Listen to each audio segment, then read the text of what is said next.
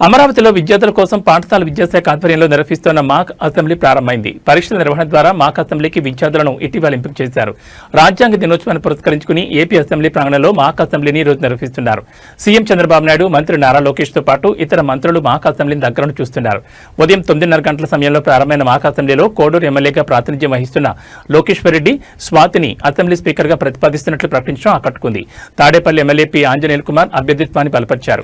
అలా స్వామి స్పీకర్ గా ఏకగ్రీవంగా ఎన్నికైనట్లు ప్రకటించారు. అధికార పక్ష ప్రతిపక్ష నేతలు కలిసి స్పీకర్ ను సభావేదిక వద్దకు ఆహ్వానించడం అందరినీ అబ్బురపరిచింది. ఈ మాక్ అసెంబ్లీలో సీఎంగా మన్యం జిల్లాకు చెందిన ఎం లీలా గౌతమ్, ప్రతిపక్ష నేతగా అదే జిల్లాకు చెందిన సౌమ్య, డిప్యూటీ సీఎంగా విశాఖపట్నం జిల్లాకు చెందిన కోడి యోగి, విద్యాశాఖ మంత్రిగా తిరుపతి జిల్లాకు చెందిన చిన్మయి, స్పీకర్ గా కాకినాడ జిల్లాకు చెందిన స్వాతి వ్యవహరిస్తున్నారు. పలు బిల్లులను ప్రవేశపెట్టి వాటిపై కాసేపు చర్చించనున్నారు. సామాజిక మాధ్యమాల నియంత్రణ బిల్లు, విద్యార్థి పర్యావరణ పరిరక్షణ బిల్లు వంటి వాటిపై మంత్రులుగా వ్యవహరిస్తున్న విద్యార్థులు చర్చించి తీర్మానాలు చేయనున్నారు.